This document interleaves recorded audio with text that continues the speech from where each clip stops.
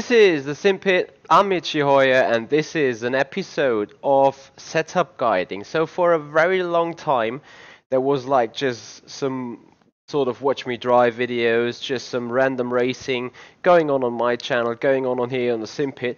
But after a period of months and weeks, we are back with some more informative show. At least we try to be. And for that reason, I'm very happy and very proud and very thankful that Robert has joined me back here on the stream, is back on the show. So his busy days are somewhat over, or actually starting again. No one really knows. But yes, they are starting, but it's okay. Hello, everyone. Exactly, I'm very happy that Robert is back here. And yeah, how are you doing? I hope you are going to enjoy your weekend pretty much. There you go. What is a weekend? Here is a concept that lazy people really enjoy, but since I can't afford to be lazy, this is a really, I don't know, fairy tale concept for me. So yeah, it's I really miss having a weekend, a true weekend. So, nah, I'm not gonna enjoy those weekends very much. That is bad news, I would say. Yeah, but next week I'll have some more time, so we can do some more streaming. And also, if anyone is interested, and it's a big if, Studio 397 decides to finally release the new endurance pack for rFactor 2. I'm seriously considering reviewing, or at least giving a first impressions stream for those cars which are going to be released. But if that happens, that's yet to be seen. We'll be very much interested in that, and I would, you guys, I would love if you could get short feedback out about the sounding, whether Robert is alright to hear, especially when me driving the car, as I'm trying to get myself in somewhat of car track, sim, whatever.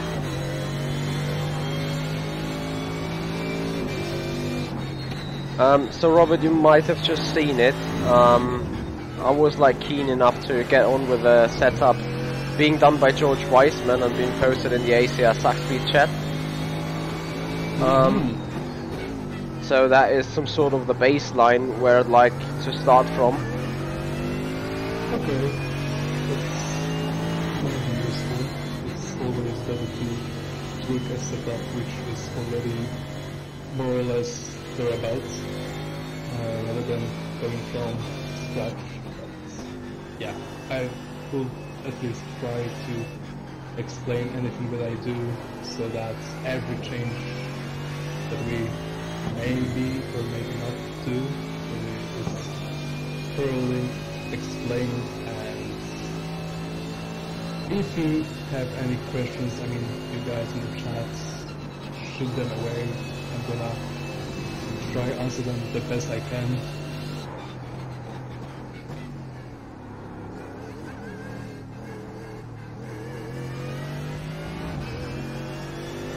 So it would be a real pleasure to improve the setup. It just after the in-lap, it feels quite okay on the balance. Just need to see whether I can totally make use from its real performance. Brandon says that I'm a bit low. I moved my microphone a bit closer to my mouth, so maybe that's gonna fix it, but if it doesn't, then... Yeah, then I'm gonna adjust the sound again. Yep. I've turned the engine or the sim quite low already, but there's still some margin left to go lower. It's actually quite okay. I just tried listening to the stream and it sounds okay. Yeah, maybe there was just some delay on the YouTube side of live being involved, like the usual 35 seconds you have. I'm on Twitch, so... Yeah, but I mean, Brendan, what Brendan said was on YouTube, like 25 seconds after I readjusted the sounds. Fair enough.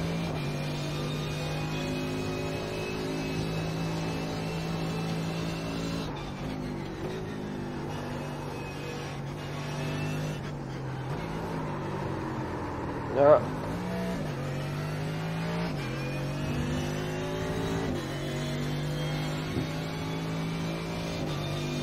By chance, do you remember what we did? I think a mid 58s we did last race time. Pace or yeah, race pace. Race pace, it was in 58s. 58.7, 58.8, thereabouts.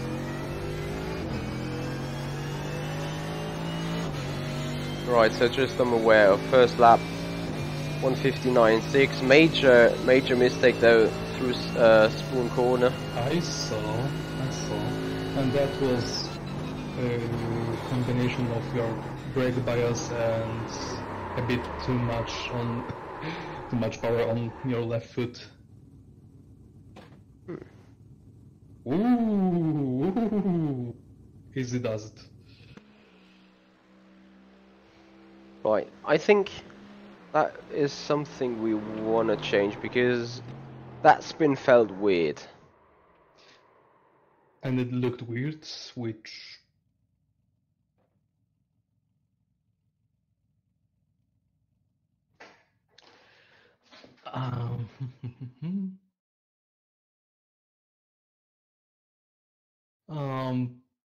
maybe try doing two things, and let's see if that happens again. And if it does, then it might be an issue on your side, which will mean trying a bit different approach on braking towards first corner and spoon. Mm-hmm. But if those two changes are gonna fix the issue, then never mind. What you need to do is to lower the car on the rear. Let's think how low. Let's go with 2 millimeters as a start and give it 1 or 2 clicks more on brake bias towards the front.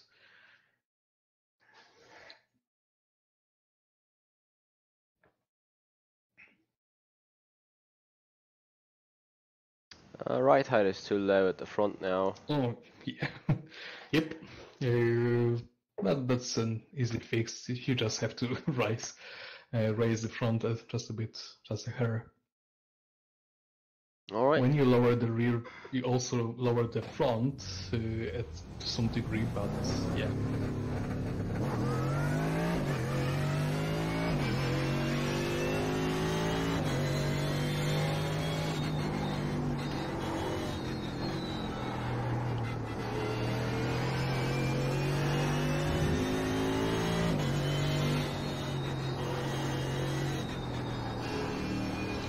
What would help is if you could try being a bit less on and off on brake pedal. I have noticed that you try dancing more on brake pedal and throttle, which is okay in some corners, but in corner like the first one at Suzuka, you have to be as linear as you can.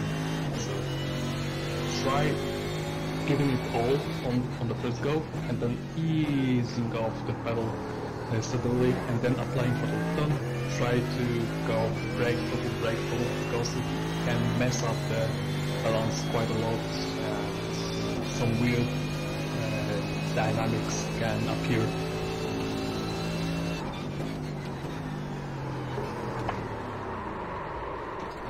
Yeah, speaking of weird dynamics. Too much on the brakes. Yep, that was too much on the brakes. Also, I'm not sure how high the ABS on iRacing goes, but your ABS is on 8. Didn't you race on like 12 before? No, I raced on 7 on my setup.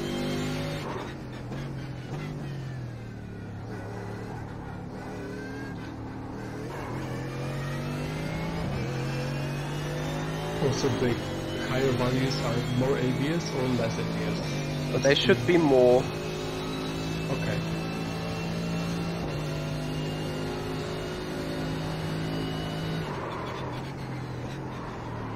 In fact, that is either less or 12 is off. Yeah, pretty much.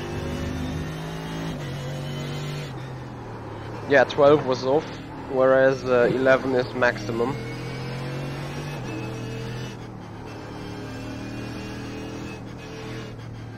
Thank you, Steam King.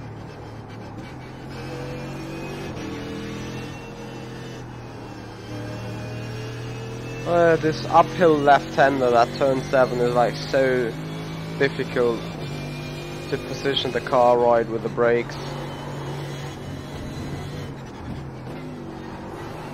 That's done. Could be. I'm not too aware of the names.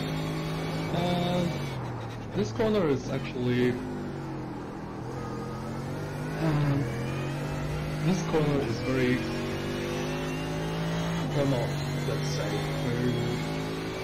You can have really good setup for that corner, but if you mess up the entry, it's gonna feel awful, and you're gonna start chasing your tail because of this. And the most simple way to fix the handling in that corner is paying real attention to how you enter the corner. If you enter it at exactly perfect degree, then it's one of the easiest corners at the circuit.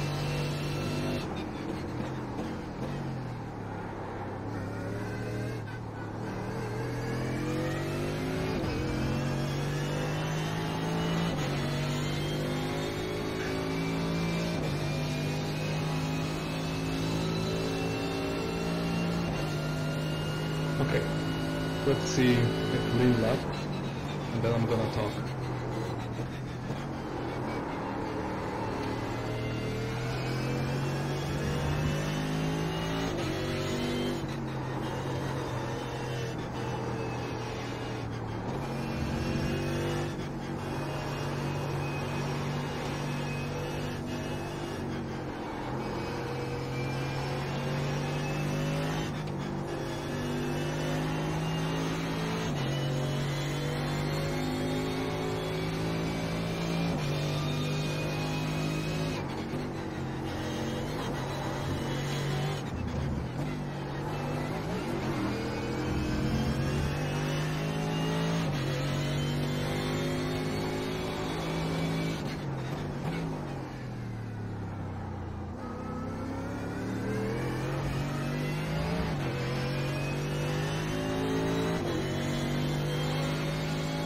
Let me do that first sector after that lap again.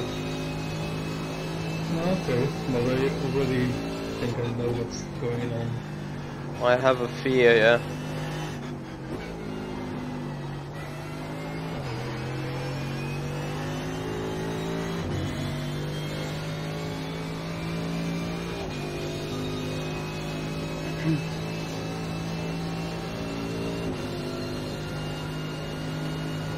Yeah, after seeing this lap, I'm not sure what's going on. But To me it feels like that the weight from the rear end goes way too quickly to the front. that too, but the issue is not the weight going from rear to front quickly. It's actually the dampening of the compression at the rear is too high, which results with I call it gliding. What it actually means that when the car doesn't have enough dampening or too much dampening at either axle, either it's front or rear, if it's too damped, the car basically behaves for a brief moment, like a rock thrown on a frozen lake, which tries to grip and then jumps a bit over the surface because it's way too dumped. The best way to fix it is to give it a bit less dampening on the rear, which should result with a bit slower transfer at the rear. Also the compression of the springs should be a bit more free. So I'm expecting more stability in first sector for you, especially. Also spoon should do a little better for you. Alright, I'm coming in then. However, want to finish that lap, want to go into pit lane, so I don't hand myself another penalty in that race later. George, do you want to join us? I'm in an offline practice session though at the minute because I think there's no public practice server right now. Not sure though. Right, I meant in voice chat. Alright, still not perfect, but right, while you are looking at the setup right now, I'm gonna see whether I can bring up George.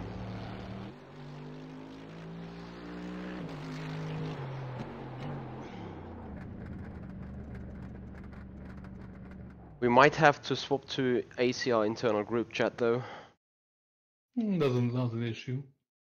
Totally fine. Wow, that's really high camber. Yes, it is. On the rear. Wow.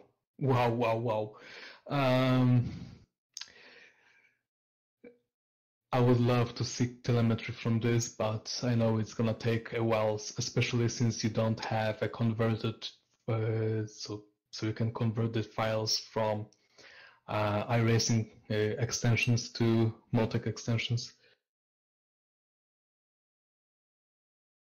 Well, we could sort that. Like, I do not know whether... do you have that converter? I had one before I bought new SSD. Oh. But yeah. Fair enough. But I know which one is it, so if it comes to that, I'm gonna be prepared for this next time. No worries. Right, so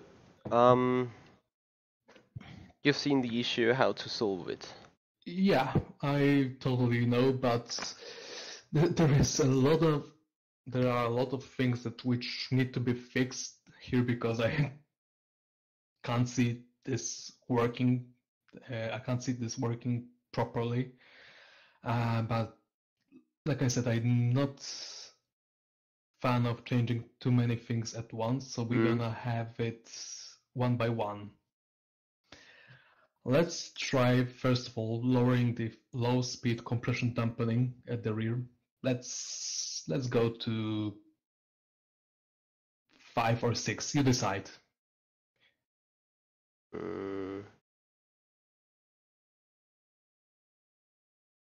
5.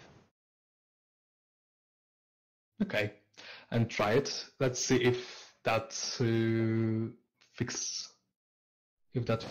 your issue with the rear end being a bit slidey. And if it doesn't, then we're gonna have another step which should be taken already, but we are not going to do that just to avoid the confusion that it could create for some people that are watching us.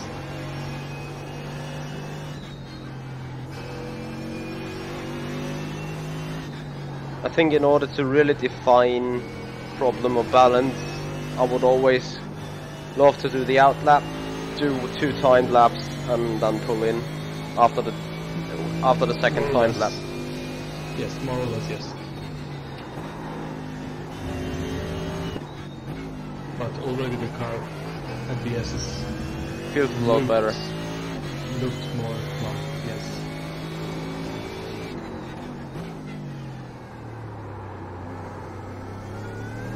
not Yeah. sure whether to take the hairpin in first or second.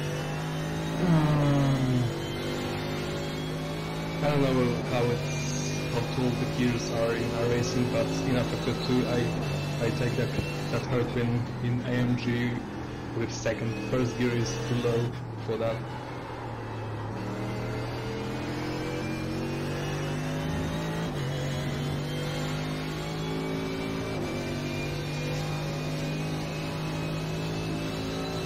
Yeah, the car looks much better right now.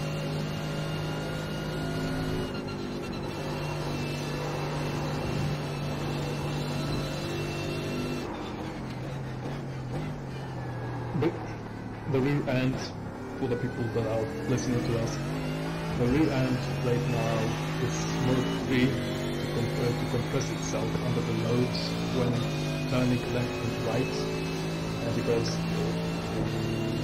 that was more of an issue than the traction over the corners. The turning point was the issue. When Michi steered left and right, there was this transfer of weight from one side to the other, and when you have too high dampening, it results with the load not being transferred properly, and that creates almost like a hammerhead effect, which could be easily seen in some corners when Michel tried to steer, and the rear end felt like it was about to, no, I'm gonna slide to the outside a bit more. That's exactly what's causing that.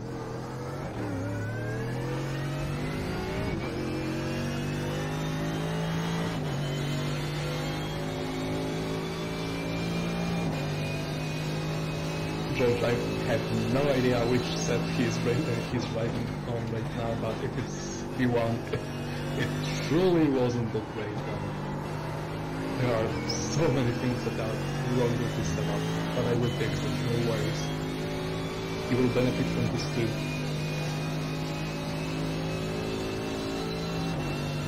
Or maybe not, because I can't remember if you are driving AMG or R8. He's driving AMG here as well. Oh, okay. Sorry for the hiccup.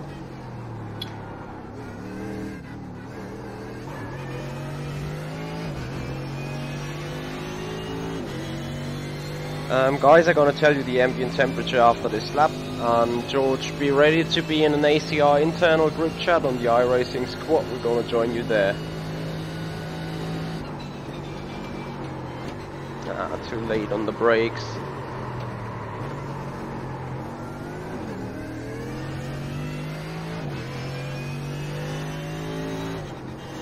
Yes, that was that.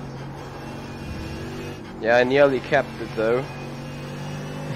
Nearly. But yeah, that was too late on the brakes. I was too early on throttle, so gonna stop it at that point. Oops. Right. So ambient temperature, just for you guys, it's 30 degrees. For you, George, it is V1 of the setup. Right, and I'm not sure what you want to change there, Robert, but here's the second part on it. What I want to change is camber, because there is no way in any universe which that camber would work with such stiff springs and ARB. Show me ARB at the rear, because I believe it's quite high also. Yes, it is. Then that's a pro tip for you guys as well. If you go really stiff on springs, anti-roll bar, you should avoid having massive cambers, because when you have such a stiff car, there is very little movement that can be done by the car in corners or under acceleration, braking, which results with not enough roll happening on the car, and roll is needed for camber to work. So if you have really high camber, you need to have a bit more roll in a car. When you get rid of this roll, you also need to get rid of some of the camber, because the camber gain is not going to happen as much. And camber gain only happens when someone said that iRacing prefer much camber with this tire model, didn't it? Well, my knowledge is based on real life. Maybe iRacing does it like this, maybe not. What I'm saying right now is purely based how the real life works. But I'm really interested how it works if we change it to a bit lower settings. Front can stay about there. It's not tragic, but the rear is way too high, and I'm really keen to see how camber like 2.4, because I don't want to go too low on the first go. Let's try 2.4. Let's hop over to the iRacing Voice 1 channel so George can join us then. Sure. Hopping on now? Yep. That worked precisely well. Yep. Hey George. Hey guys, how you doing? You alright? Yes, I am. I believe this is the first time we actually talk to each other almost face to face. It is, Robert. Good to meet you. You too. Always a pleasure on my side. Critiquing are the cambers. Do you know what? Yeah. One thing about that is, well, I mean, it would be great to test some different stuff actually, because yes, a lot of the perception in iRacing and like around the community is that if you just ramp up those cambers, it helps. It's a bit, I don't know exactly what's happening with the tyre model to make it such an advantage, but every time I get a setup and I'm comfortable with it, I then honestly almost up the cambers by like 0.5, and it just immediately gives me like half a second. It's insane. Well, it's fair enough. I'm not saying that having high camber is something wrong. Quite the contrary, I'm just saying that in our world, the world that we live in, how it works, if you have a stiff car, having less camber is the way to go. And since this car already has the stiffest springs and quite stiff anti-roll springs, I would consider having almost -3 degrees on the camber is maybe too high. Maybe I'm wrong. Maybe iRacing likes like this. Maybe not. I'm not saying that I'm really right on this, but that's how I would treat it in real life. If iRacing wants it differently, then I'm totally fine with rolling with it. But I need to see. I need to really see with my own eyes how the car reacts to a bit lower camber and then with the higher camber. And if it works well with the higher camber, I have no issues with running it. Cool. Yeah, it'd be really good to test. It's interesting what you said about so is it because you basically don't have as much contact patch of the tyre then when you're going through a turn when it's out that stiff? I'm gonna try to give you a picture. I'm trying to find a really good example which could help you visualize how it all performs under load. But imagine a really stiff box on a 4 wooden wheels, because we don't really want to imagine rubber or anything else. Let's do it simple. And you camber them just a little bit. And you put those wheels directly to those bolts. You just attach them with no strings, no anything attached to it. So this is fixed. Those wheels are fixed to these bolts. And you try to go quite quickly to a corner. If high load is applied to those tires, and the car doesn't roll even one bit. So therefore, those tires need to gain some camber to overcome the not so much roll from the car. So when you don't have that, you have to take into account that the roll has to come from somewhere, and that roll comes from tire, which is called camber gain. And when you have an actual suspension which has springs, dampers, anti-roll bar, and everything else, then therefore the whole box can tilt from one side to the other just a little, or a bit more than just a little, and therefore it takes away some of the forces which are applied when you are cornering. Therefore, there is sometimes more, sometimes less energy coming towards the wheel. So the camber gain also changes because of this. People need to really understand that the car is not really a whole bag of like 500 adjustments, 500 values, 500 things that you can change. People should need to realize a setup in a car should be like an organism. You need to adjust everything while thinking how this one change will affect the other.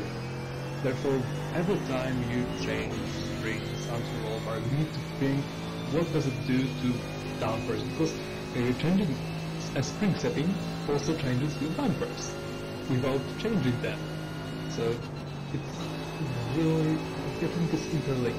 Everything is interlinked, and so are tires, cambers, and everything else. Sure. Oh, that's really clear. No, it's good. I was watching Michi through that lap, and it was actually not Don't jinx it, don't jinx it, don't 2000s, fuck me. Yeah, it was not complete rubbish. Okay. Just the braking turn one, that is what I need fixing. I need to stop attacking that corner.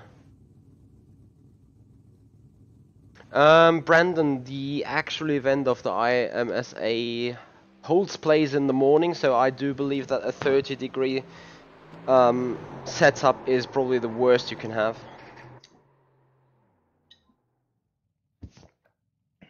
Right. Feedback on the car. It was, I believe it was quicker through the turns. The actual cornering didn't felt any different. However, the car was a lot more snappy.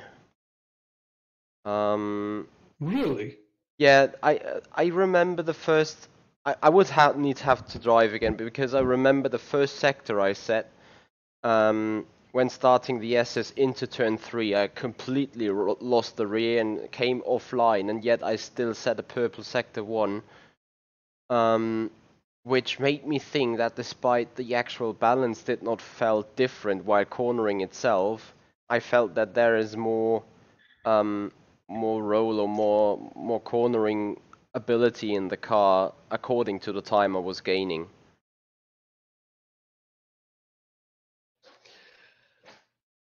However, I would also say I lost it a little bit on stability, or lost a little bit on confidence on it. As I said, I would have to drive it again because the first lap I was setting a lot with the volumes.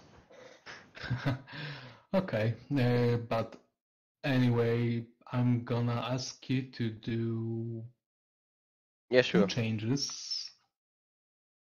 One is I still think that you could improve your curb riding with this curb. The cashier triangle chicane could be improved vastly with a bit better high-speed dampers, which we often neglect. Even in our previous streams, we didn't really pay attention to those things, but those are really important and can give you almost free lap time everywhere. So I'm really surprised to see such a high-speed compression dampening on both front and rear on this car, where this track is famous from being a bit bumpy and having some curves that you have to ride on. So having such a stiff dampening, I'm not sure if it's the way to go, so I'm gonna advise you to lower it by 3 clicks, front and rear.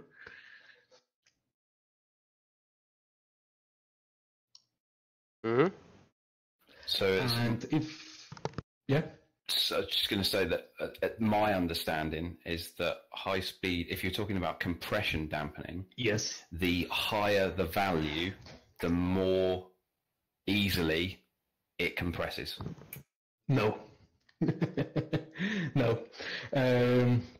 Yes, the initial reaction I tested to actually hitting a curb. Let's imagine hitting a really high curb, and the initial reaction of the damper on the curb is gonna be quicker with more stiff dampening. But then, after this initial hit on the curb, it's gonna really slow down the compression, which can result with a car feeling like it hit a curve which is twice the height of the actual curve. And having a bit softer dampening can result with a bit slower initial response to hitting the curve, but then it is a lot more mellow on the curve, which results not detaching the wheel, the contact of the wheel from the curb, and you want to have this contact on the curb because having a wheel which jumps right off the curb that you just hit is not beneficial, because that's, well, lose control, because a wheel in the air doesn't do anything, and you really want to have a car which still reacts to your input even though you are driving on a curb. And then when it lands from a bit higher position than it should. Therefore, it needs to compress a lot more energy, a lot more. It takes a lot longer, and what you want is to have, I'll say, the shortest period of this whole movement, whole action done in the shortest period of time possible. So therefore, we want to have a dampening set to a level in which the wheel doesn't jump right off the curb and then lands in a way in which doesn't create oscillation. And having high dampening can result when you are landing, it doesn't allow absorbing this landing and can create this jumping feeling of the car. That's what it does right now. See, the thing is I honestly think that the setting is backwards in this, or what it's backwards to what it seems, because when you go onto the low speed dampening for the same reason, it actually tells you in the definition that it makes it softer by increasing the value. Oh, so the higher values are softer and higher values so, are... because I set it really soft. Let me see. Those. Yeah, because I was thinking the same. I was going over the curves, Deckner 1, I was going over the curves in that chicane, and I felt like the initial curbing was good, but as soon as I left the curb, the car was starting to bounce. And I just show you the description of the damping, saying high-speed compression damping primarily affects how this corner of the car responds over the bumps and curves. Must be tuned to find optimum performance. But that is not saying something about the values itself. No, it doesn't. It's only the only way that I've looked at it is that if you look at the low speed equivalent in terms of how it defines the compression dampener, it does give you that indication that the higher it is, the lower, the less, the softer it is. Let me quickly go out with 1-1 on the clicks and see how the car behaves, so we can get a clarification on it. Actually, a good idea. So if it is stiffer, what would we expect it to just literally just jump around? Yeah. Yes. Just smash off a thing. Yeah. Exactly. And we want wheels that are as much in contact with that curb as possible.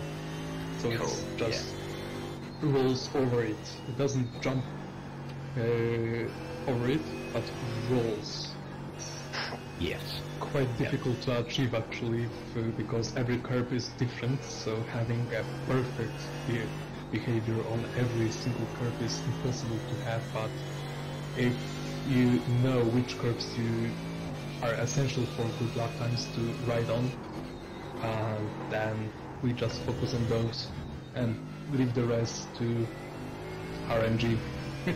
Pretty much. Yeah.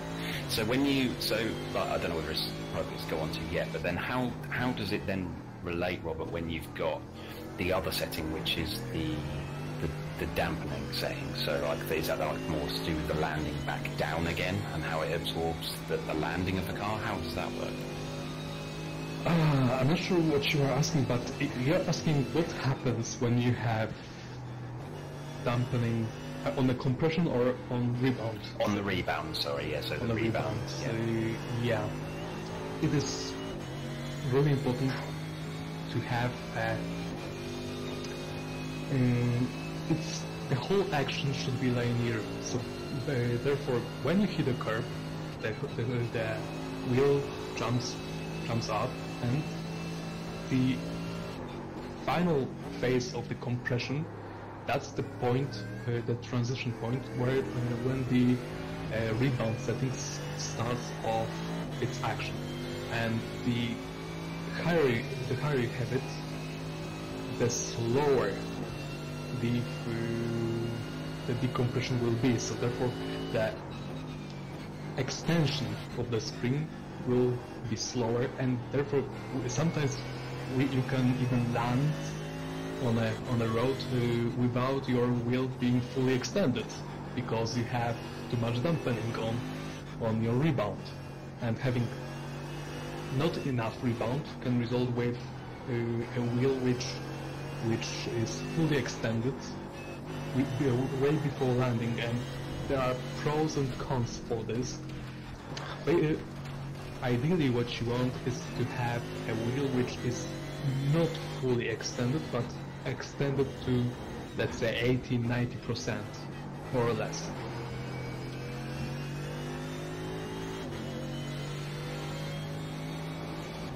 And is that just because most of the energy is then happened, so it's not like right at the end, so it may, like, what would happen if it was like fully extended beforehand? What happens is what happens when you land with fully extended wheel.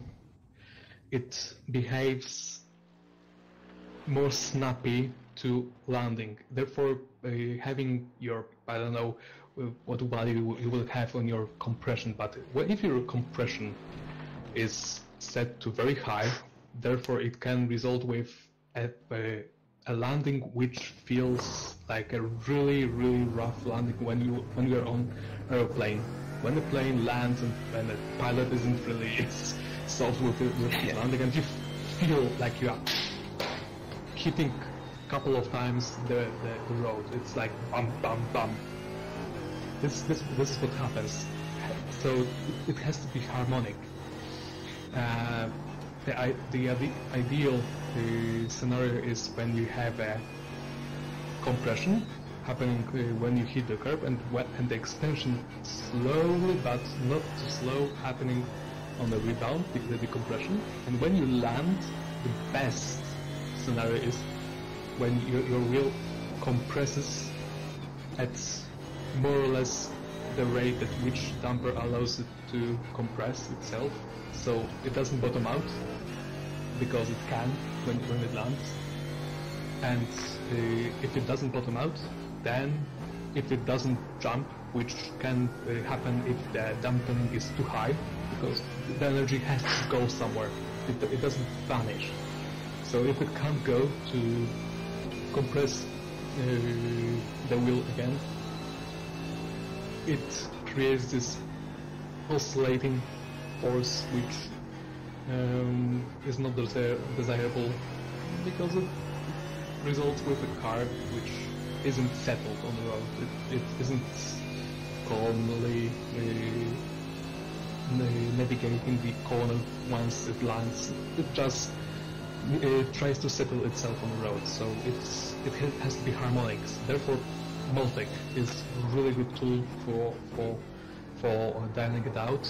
And I even saw someone in a chat, Jamal, I believe that was, who was mentioning Multec, which is a tool which I've used for years, and I truly believe that everyone should know how to work with Multec, at least on a basic level. I'm not demanding everyone to be an expert in Multec, and you don't really have to be one to find out some basic stuff. So I really can tell you guys, try Multec, don't feel intimidated by it. You can get your head around it pretty quickly. But if you go really deep with Multec, it's gonna take years to fully master it. I've been working with Multec a long time, and I still feel like a noob with this. But yeah, that's me. I'm always trying to learn something more, something new, and there were times, even after years, when I opened Multec once again and found out some stuff which I wasn't aware of, even though it was like 5, 6, 7 years after the first initial startup of the software. Well, that's awesome. That's awesome. Well, you certainly already convinced me to sort of be looking at that stuff. I thought we'd look at some telemetry stuff through BRS, but yeah, I don't think it's got anything like the level that you sort of described to me. On a basic level, there are maybe 3 or 4 things that you really need to look for there. If you want more, then go for it, yeah, but for me, in my opinion, there are only 3 or 4 things that everyone should know how to read, how to analyze it, and how to react to what you see. Those things are camber, dampers, ride height, and downforce. Of course, if it's a car that has downforce. For example, in Formula cars, you can change your downforce levels without any time touching your wing levels. You can even change your downforce levels by 20% without touching your wing levels. So it's really essential to know what you are doing with everything else to gain downforce. Sure, that makes sense, and it is real. You know, just from me speaking, you know, I've started kind of doing my own setup work as we're sort of seeing, and it's really tricky without something like that to actually understand whether you're sort of trying to overcompensate it with your driving or what you're changing, because you just can't. Even if you change one thing, like you say, you're changing more than that, so it's very difficult to just then go off field alone. Yes, because everything is interlinked. Everything is interlinked, and that makes the whole stuff tricky. With experience, there is less and less reliance on telemetry, Motec. I use Motec maybe 20-30% of the time when I'm working on setup. 70 or 80% is purely based on feel. I really consider it to be down to experience. Once you really know what will happen if you do this or do that, it's quite okay to use only your feel, your experience to navigate every change that you want to make. But the fine-tune, the last few drops of performance that you want to gain from the car always comes from telemetry, and I usually use telemetry only for that, for gain those last drops of performance. That makes a lot of sense. Yeah, but for people that are just starting doing sim racing telemetry setups, going almost 100% telemetry is not a really big error, to be honest. It's quite advisable because you also learn from this, and if your brain is it's not a dead weight and it actually works, then I can convince anyone that even after a month or two being fully reliant from the telemetry, your brain will pick up some things that happen when you do that, what the car does when you see this in telemetry and so on, and it catches those things. It catches and it stays there. So after a while, the reliance on telemetry on Motec will go lower and lower and lower.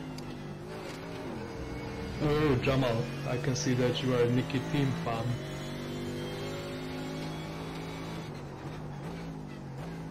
At least the cars didn't get airborne there. Yep. And which settings were those? The lowest ones or the highest ones? Those were the lowest ones again, because I somewhat felt not too much of a difference, and in fact it feels like the lowest ones are even quicker than the higher ones. Despite I just set the personal best with the higher ones. But just from coming out of the pits, I also improved the optimal. So I want to try the second lap on the lowest ones. What I definitely not had before was that code brown in 130R. That was new to me, and it just maybe a driving error this time, but it just happened again. I think it was more of a driving related error. Could be. I didn't see. I was opening my window. Jamal. Oh yeah. You do have the ability to register now if you want, guys, so we can go into a session if you're nearly ready. Copy.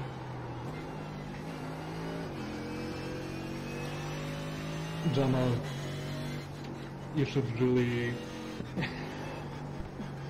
consider your priorities, because every time when I'm at Nicky's stream, I pray to all gods everywhere that he doesn't sing. Fair enough. If he doesn't sing, that it's okay. Oh. But yeah, playing with him is... Just watch Techno 1, and then you will determine whether it's right or wrong.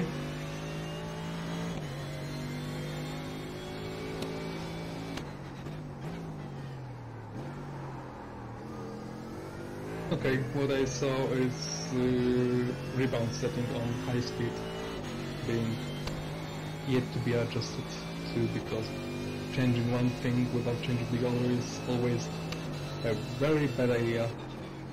But would you say the car is like behaving as you want it to be according to the high speeds? Well, what I saw was the car being quite, let's say, I expected it to look like this with those settings. That's the best I can say, but on the landing, where the car lands, it didn't seem like I want it to be. Therefore, we are going to do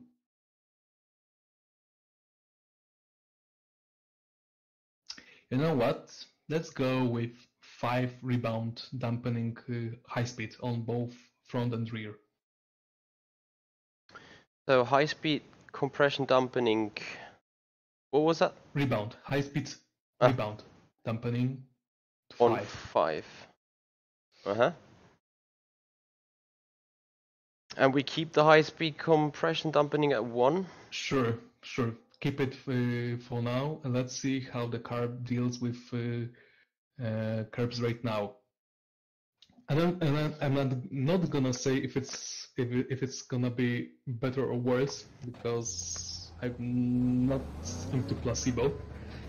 But maybe it will be worse, maybe it will be better. But if it's worse, if it's better, I'll explain why.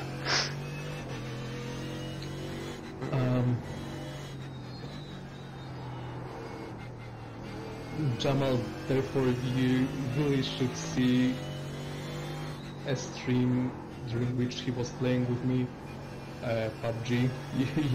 You would see him raging almost every 5 seconds. I remember because of me.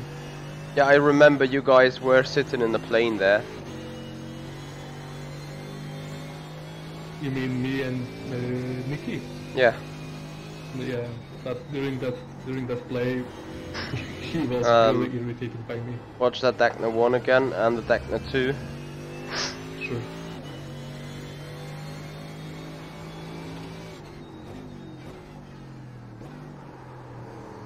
Beautifully.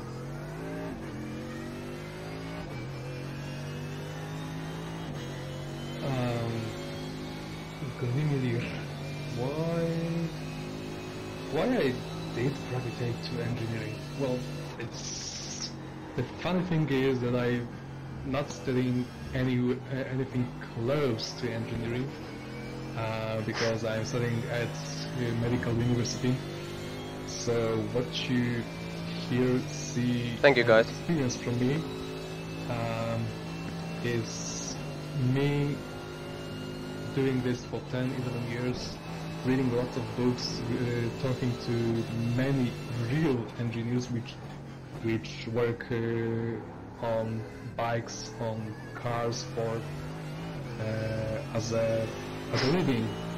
And I just sat down with my notebook, opened and just said, now sit down, tell me everything you know, just everything. And I have like 10, 11 notebooks full of notes over the years, full of manuals. I even have spreadsheets of real cars, so if I wanted to build an actual car in a sim, I could build a whole car because I have all the physics stuff that I would need to build one.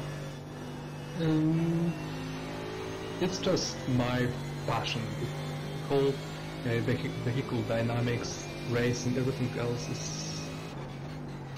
it just calls for me. I feel like I'm being attracted to it because it's technical, and I'm always attracted to things which require a lot of focus, a lot of analyzing, a lot of... feels wrong. It feels slower. According to the Delta Best, it tends to be slower, and what I always have, or just had it twice now, is a slide into the hairpin. And it feels understeery. Not sure whether that is related to setup.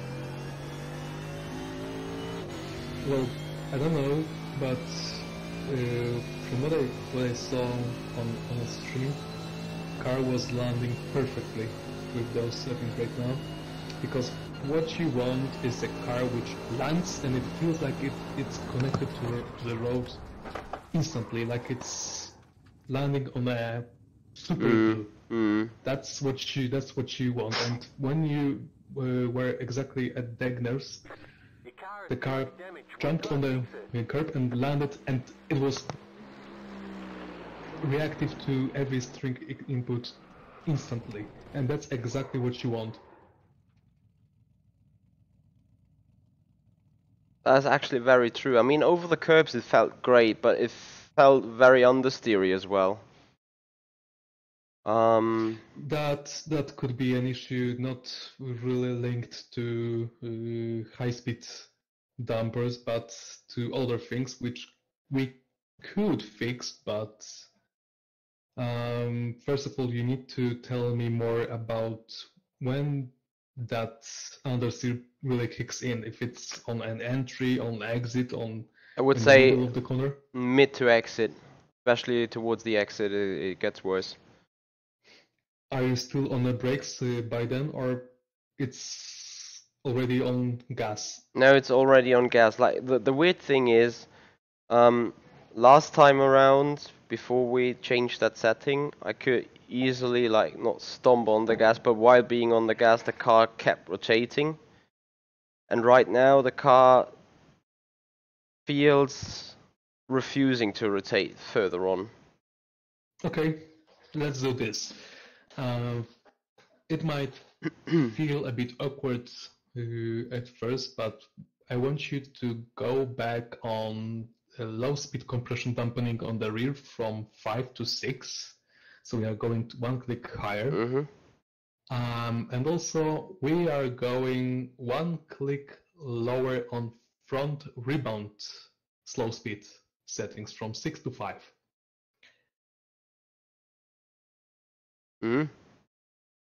Try this and let's see how it feels for you. It should work a bit better on gas, so it should give you a bit more rotation. But let's see. Let's not jinx it by saying it should be better. Yeah.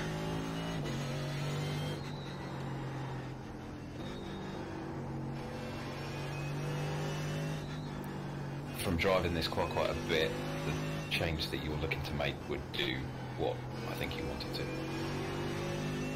It seems to have worked for when I change it that way. Yeah.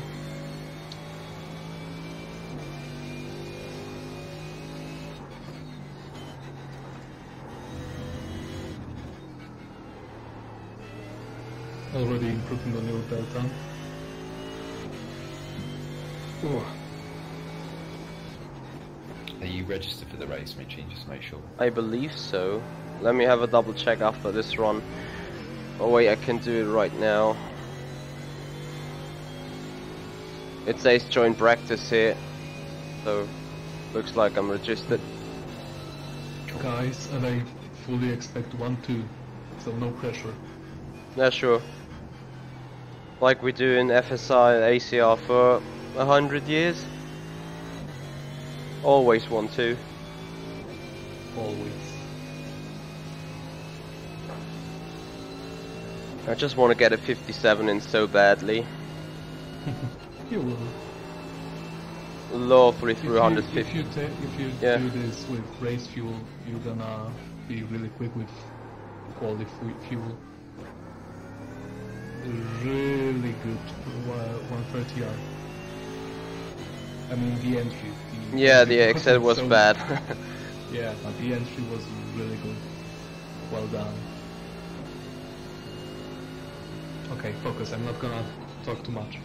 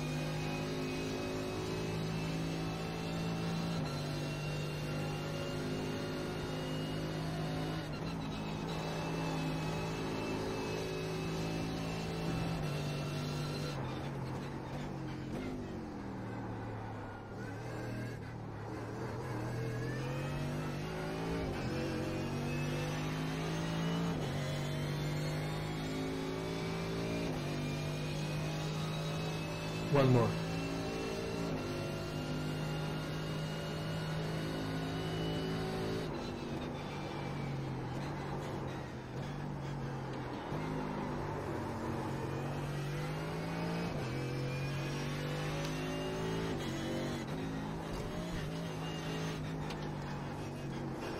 No, doing it completely wrong I now. saw. I wanna just try something, because despite it might be not theoretically correct, we set the high speed dumping to 5, right? Yes. Coming out of 3. I wanna go back there and see and just do 2 laps, and because I just felt on this setting the balance was just about alright, so I expected it after the setting to be better, but it wasn't really the case. So fully towards the never change a running system thing.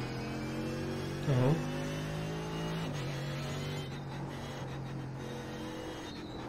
If it feels better for you, then sure, roll with it. Me without telemetry is still trying to, maybe not guess, because I'm not guessing here, but I'm really robbed from many senses that I would love to have. Right now what I have is only your feedback and what I see on screen. Sure. So yeah, having telemetry would help immensely, but you are my extension of feel. So if you say to me that you feel that the car rides a bit better with these settings or that, I'm gonna trust you. Trust your judgment. Well, you have to. Yeah, you have. Yeah, I have to. I have to. Yeah, that's actually true. Sometimes I forget about this. That I'm only a peer.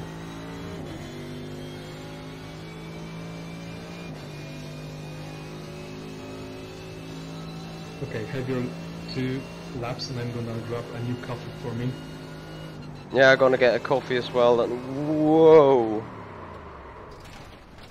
Alright, I just lost it into 130R.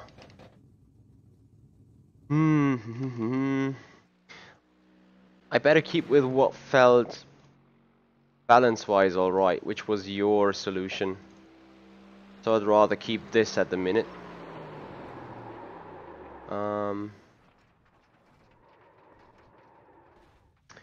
So Glimmeril, your question, even if math and engineering indicate a better result, do you honestly go for it and try to dismiss based upon habits you have?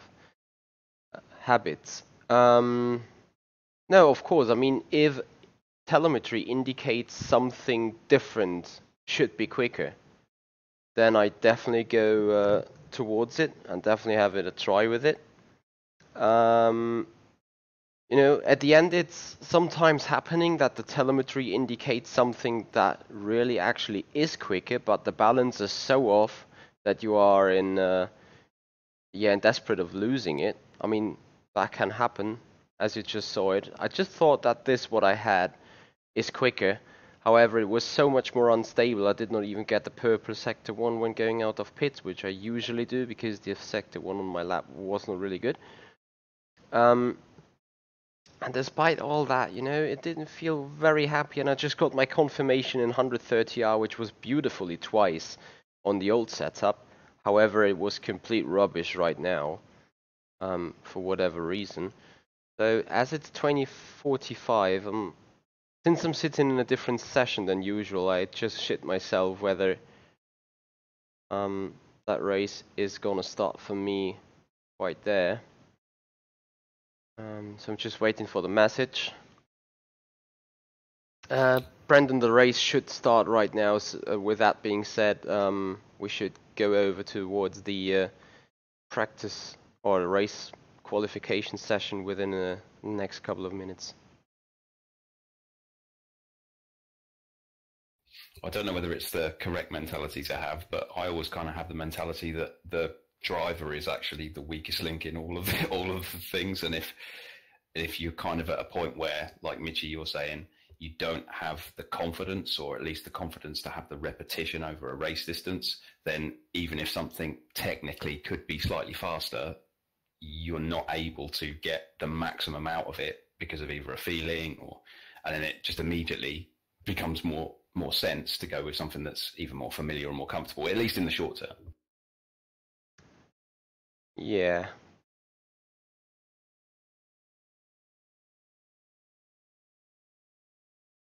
No, that's totally all right, Glimmeril. That is why we are here. We want to get your questions answered.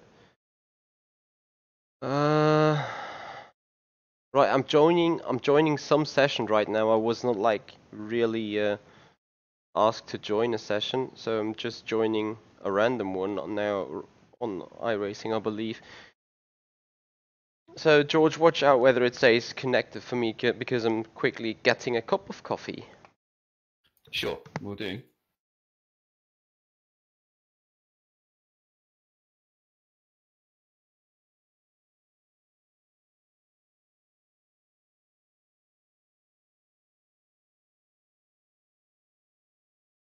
Just to comment, Glimmer, we're all in a learning process always, so questions are always good. Nobody, you can't really ask a silly question or anything. It's all good.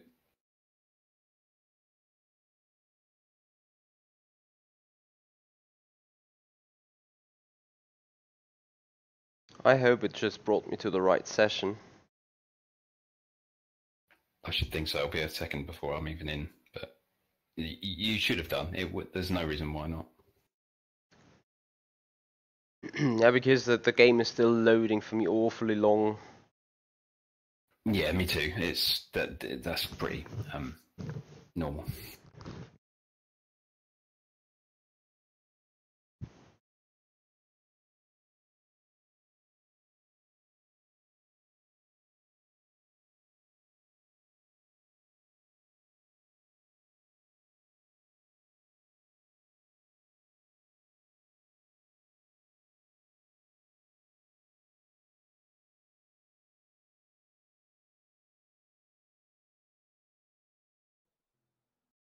Yeah, it says practice 3 minutes, qualify 8, race official 45 minutes. So that is the right session. Just join that in. I think qualifying is about to begin right now.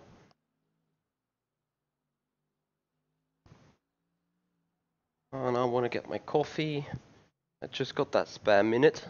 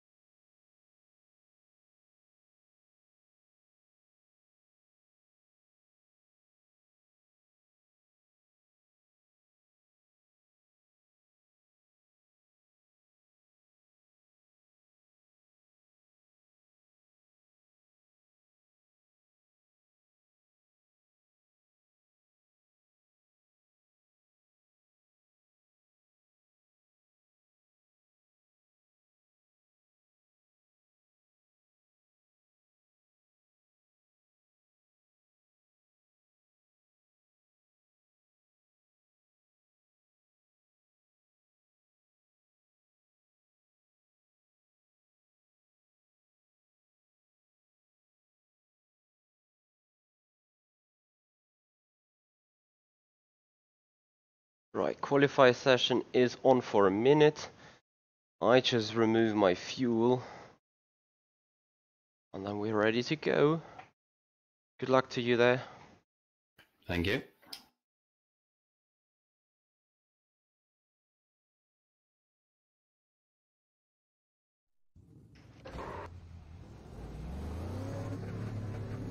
And to you. Thanks. Have you looked at the ambient temperature, by the way? Just by chance? Foolishly, I did not. I went straight for a race. Went straight to run. It's not too bad, though. It's not hot.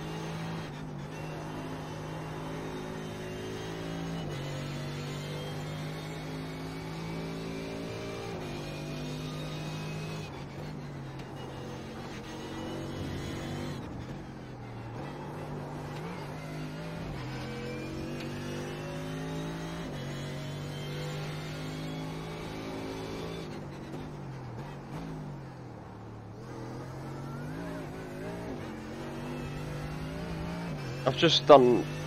I'm just doing one of the shittiest first laps I ever did.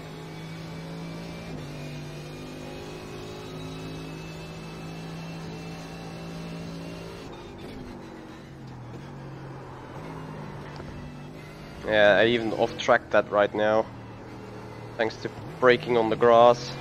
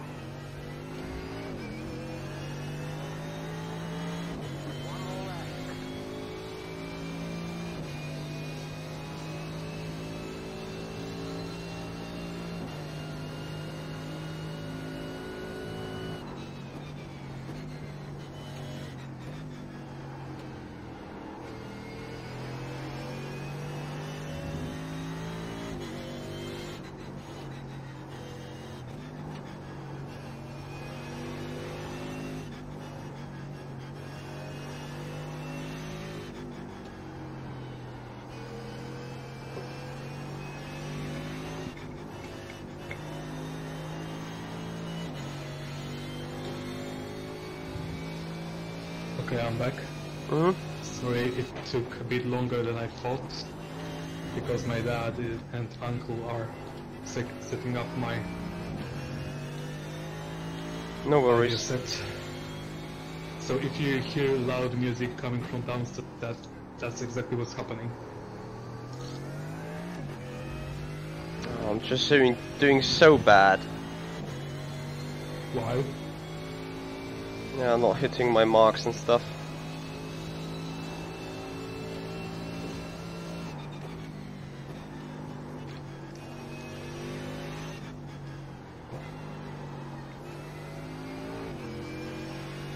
I'll be right back. Like I fucked up the hairpin twice. I'm just looking for a low 58 if any.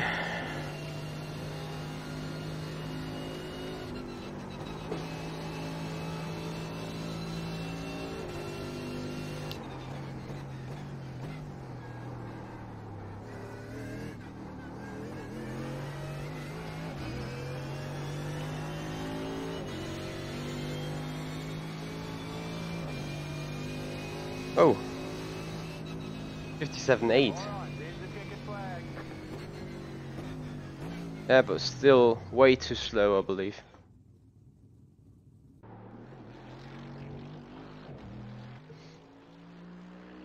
Yeah, even puts me P8. 2/10 behind George. Michi, Yeah. you know that we are being mocked on Twitch? Yeah, that's why I put off the chat.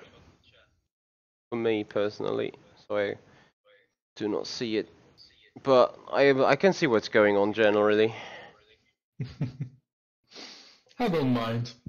That's a standard procedure. Oh, Håkan is with us. Is in that race with us as well.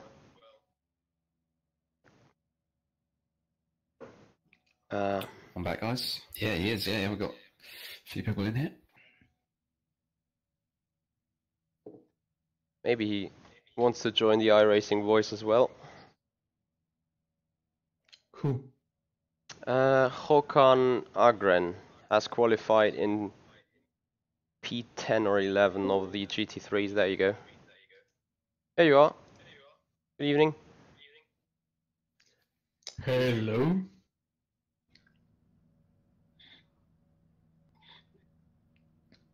Not sure whether he got his microphone on. Anyway, gridding is on, guys. George, you here? Certainly am. Yep. Hey, Håkan. I'm here too. It's a full house. Great stuff. Right, I don't give a damn about chat right now, but Robert, you can sort that out for us all. I can't because I don't have any moderation on Twitch. By saying, well, yeah, okay, fair enough. No worries. Right, so just to give you guys a bit of info on fuel. Yeah. What you'll find is that there is the possibility to get an additional lap. So it can be that sort of 36, 37 is needed. Other races it doesn't quite get there.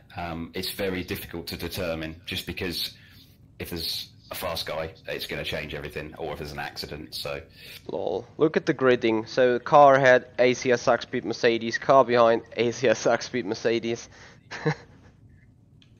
We've all. Nice, we lined up. Yeah, we managed to line up. Is it? no. Well, it's going to be a fairly interesting split, I believe. Yeah, 6k iRate in the top guy. It's good. I had a good race for him yesterday. It's good.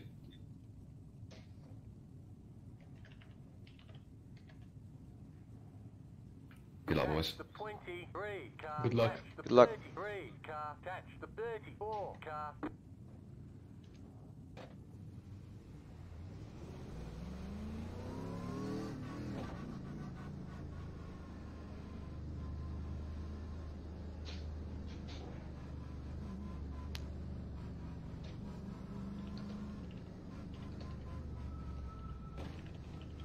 Get ready, going green.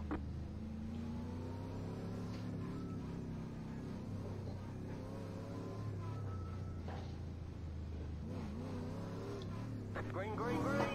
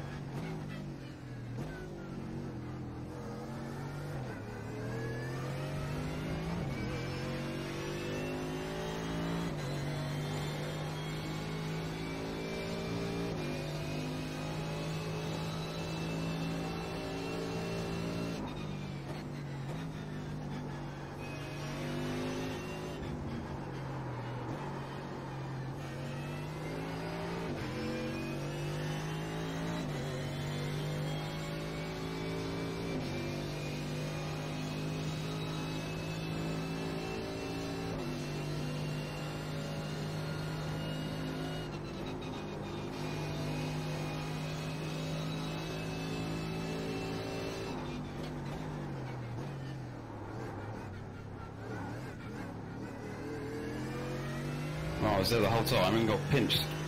Nearly ended badly for me.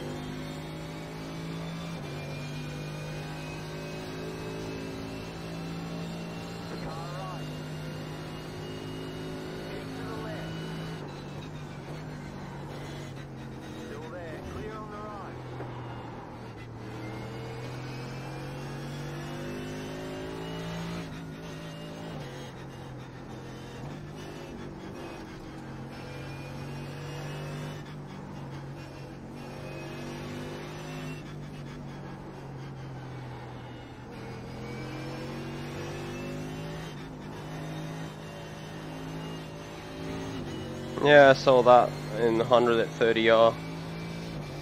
Looked scary.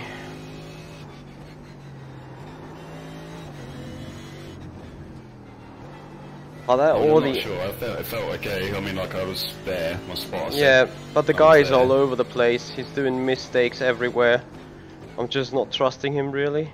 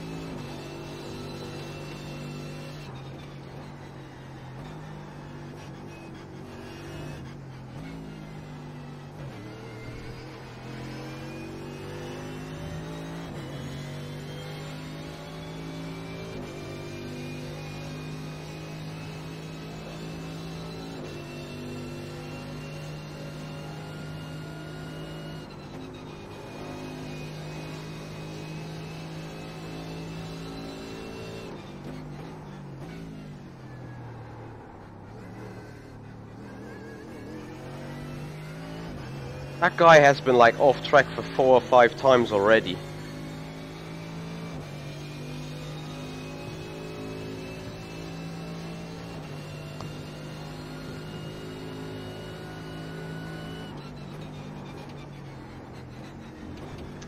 So do we. Right side. Clear.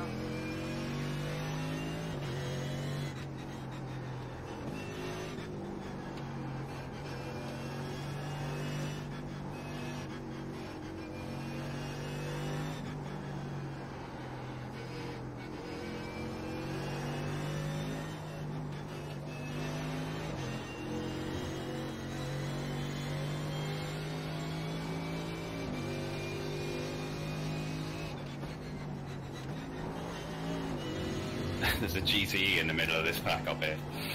Is it? Yes, causing chaos. Of course, what else?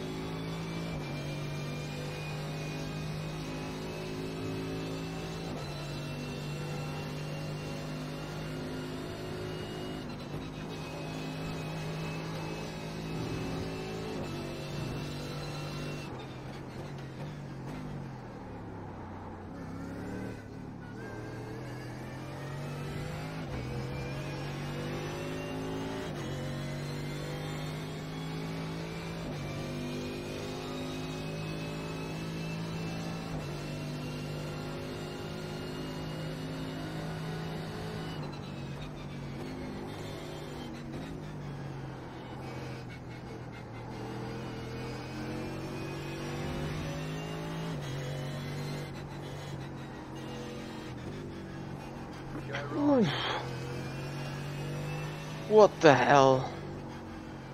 Someone was just about to rejoin the track right into the traffic. He did it after you. Really? Did he collect Yeah. you? Nope, but close. Oh.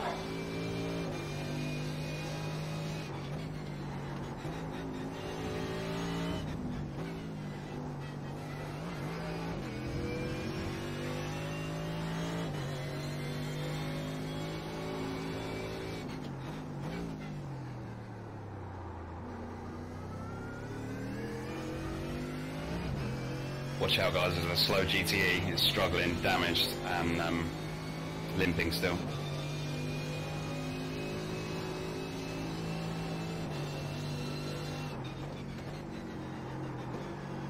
It's on the right hand side of Spoon.